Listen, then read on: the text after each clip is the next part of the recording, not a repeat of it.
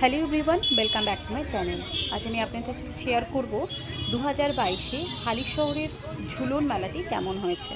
হালিশহরের ঝুলন মেলাটি মানে হালিশহর স্টেশন থেকে ব্যাস কিছুক্ষণ 2 থেকে 3 মিনিট হেঁটে রাস্তা। আপনি চৌমাথার দিকে আসতে গেলেই বাঁদিকেই পড়বে মেলাটি। এই জায়গাটি এবছর প্রথম মেলা হয়েছে।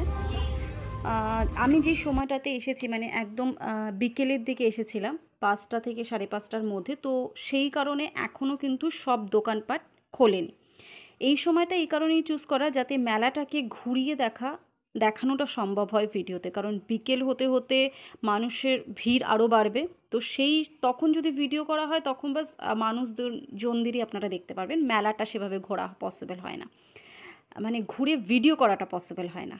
এখানে রয়েছে বাচ্চাদের বিভিন্ন রকমের দোলনা, বড়দের জন্যও দোলনা রয়েছে, বিভিন্ন জাঙ্ক জুয়েলারির শপ রয়েছে, খাবারের দোকান রয়েছে, সব রকমের দোকানপাটই কিন্তু বসেছে। এটা রয়েছে মঞ্চটা, যেখানে বিকেলের দিকে কিছু সাংস্কৃতিক অনুষ্ঠান হয়। বাচ্চাদের জন্য মানে দোলনা রয়েছে। দোলনাগুলো এখন জাস্ট আমি যেই টাইমে এসেছি তখন বাস রেডি করা হচ্ছে। এটা হলো মেলা চত্বর, ছোট্ট জায়গার মধ্যে কিন্তু খুবই সুন্দর হয়েছে। তো চলুন এবার আমরা ঠাকুর দর্শন করি। তো শুরুতেই আমি বলেছিলাম যে আমি যেহেতু বিকেলের দিকে এসেছি, তো এটা হচ্ছে এক্সিট পয়েন্ট। এখানে হচ্ছে রাধাকৃষ্ণের মূর্তি রয়েছে, খুবই সুন্দর লাগছে। দু সাইডে ঠাকুরের মূর্তি রয়েছে।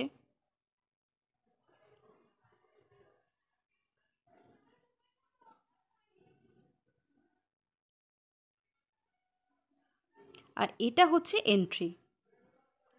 তো ফ্রেন্ড, আপনারা কোথা থেকে আসছেন অবশ্যই আমাকে জানাবেন নিচে কমেন্ট সেকশনে, যে কারা কোথা থেকে দেখছো আমার ভিডিওটা, এবং হালিশহর মেলায় কবে এলে।